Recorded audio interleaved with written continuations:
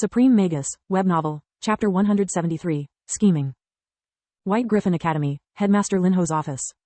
From his desk, Linho's was examining the data coming through the Academy's magical network. Barely more than a day had passed, yet the number of groups taking part in the test was almost halved. It was way worse than he had predicted, but looking at the reports of his subordinates he couldn't doubt that his method was the right choice. Professor Trask is right, too many students have no combat experience. I need to invest more manpower and funds in the Theory of Combat Magic classes. The mock exam helped the students only so far. The scenario was too simple, and without any real injury many of them underestimated the risks. Next year I have to introduce humanoid monsters earlier and make the professors let students get hurt a bit, or I'll be back at square one. He thought. His communication amulet drew his attention and so did the rune glowing because of the incoming call. Linho's could not help but shiver whenever the Queen called him. Your Majesty, to what do I owe the honor of this call? He stood up, giving her a deep bow. Linho's, what's the meaning of these numbers? Are you really going to flunk 2/3 of the fourth-year students? Queen Silpha ignored etiquette, neither using his title or giving him even a nod of the head in response. Her voice wasn't angry as much as worried. The answer to your second question is no, he replied with a firm tone. The first one, though, is a complicated question and requires a complex answer. I require your permission to speak freely. Granted, Silpha nodded with no hesitation. The numbers tell us that 2/3 of the students are cowards, ill-prepared for combat, cheaters or all of the above. 20% gave up as soon as they knew their lives would be at risk. Such mages cannot be rated over B, because those who consider themselves to have too much to lose can be easily intimidated or convinced to switch sides. Entrusting them with vital information or missions would backfire, since they would rather give up than fight and risk dying. Another 20% either froze at the sight of blood or refused to denounce their oppressors, despite the clear intention of using them as meat shields. Both types are useless assets. The first are unsuited for combat, the seconds are spineless cowards. The last 20% are those who attempted to bribe or threaten their supervisors to get protection and a safe way out of the dungeon. Their behavior speaks for itself. I don't plan on flunking them all. There is always the third test in the next year to prove themselves better than this. My aim is only to give them a glimpse of real life. Too many of these young master and ladies, except a few deviants, have never dirtied their hands, always delegating to their retainers.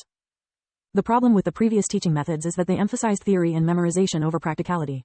In fact, the mortality rate of the graduates is always very high, no matter the academy they come from. The old methods created mostly parlor magicians, good only to attend social events and flaunt their superior instruction. Mine will instead separate the wheat from the chaff. It's not the destination that matters, but only what they learn during the journey. The Queen pondered for a while before agreeing with him. Lucart household, Archmage Lucart's private quarters, before the second exam started. Are you sure everything is set up properly? Lucart asked. I am not sure about anything at this point, the voice from his communication amulet replied. After the mess you made during the plague, Linho's doesn't trust anyone. He used fifth-year students instead of professors as supervisors, cutting us off from most of the preparations for the second exam. I'm tired of your excuses, Uriel Dearest has to die or we are both finished. His father is onto me, it's only a matter of time before he corners me for good. With Uriel's death, not only will Dearest be forced to focus on finding a replacement, but it also will divert his attention to Linho's, holding him accountable. And I am sick of your madness, the voice retorted, burning with anger.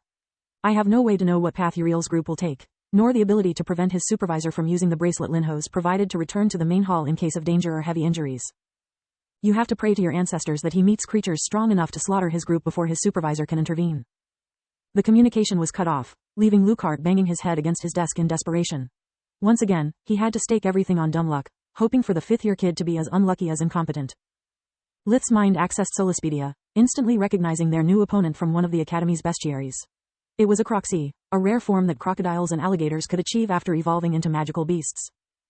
Instead of becoming just a bigger and smarter version of the original reptile, capable of using water and earth magic, a croxie would develop a humanoid physiology gaining the ability to use weapons. Lith stepped forward, ready to intervene. Linho's had warned him about the dungeon's wild and unpredictable environment. The test was all about the ability to overcome the trauma of the first kill of a humanoid being. The weak and magicless goblins were just an appetizer, followed by the much stronger and dangerous ogres, that yet used fake magic too, making them an opponent Floria's group could still face. A rare magical beast capable of using true magic though, isn't something on their league. Heck, maybe is even above mine, Lith thought. In such a humid environment while being surrounded by rocks, there isn't much I can do. Even going all out with fusion magic is useless. That thing weighs at least half a ton, even with my enhanced strength it can swat me like a fly. Not to mention its bright cyan mana core, Solis pointed out. Its control over the most abundant elements is far superior to yours. Please be careful. Floria was still recovering from the fireball, helped by Kyla. Uriel would never make it in time to cast another array, leaving Freya the only one ready to fight. Lith rounded up his friends erecting a barrier around them and took out Linho's amulet. No exam was worth his life, Lith would never risk getting killed for a stupid reason like pride or a grade. The Croxy, though, didn't pay the group any further attention. Instead it kept collecting the ogres' corpses, storing them in the dimensional amulets hanging from its belt. The ogres in the quicksand were still alive, and when they saw the beast walking toward them, they screamed in terror. Ogres were much more similar to humans than goblins. Their shrieks gave everyone goosebumps. The Croxy walked over the quicksand like it was solid ground, needing only one hand to lift an ogre before biting its head off. It's a pity I can't store them alive. I like my meals feisty. It talks. Despite still being stunned, Floria couldn't keep herself from expressing her amazement. I do, and I'm not a thing, rude hatchling. My name is Fillard. This creature is not afraid of speaking in front of humans, Lith observed. Either it's arrogant like R2 and doesn't care, or it's benevolent like Ryman or Kala. By the way, what are you doing down here? Fillard continued. More exactly, what the heck is going on? I mean, I'm not the type to look a gift stake in the bone, but usually there are no goblins, ogres or trolls in the dungeon, only humans. And you don't smell like enemies to me.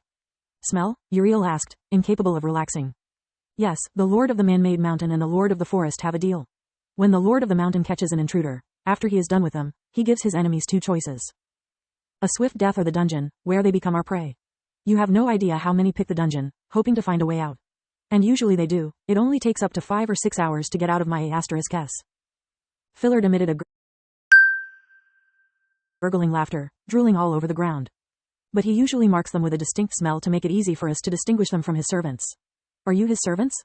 The whole group nodded furiously as one. If it's the truth and you were lost, just take the first left, the third right and then the second right after that corner and you'll find the door to the castle. Someone will open it for you. If you are lying, you'll be stuck here and I'll have you for dinner on my way back. No one dared to move. Lith kept the barrier on and the finger on the escape button until the Croxy disappeared from their view, its steps fading away in the distance. Then, they started moving toward the exit, hoping for that to be their last hurdle.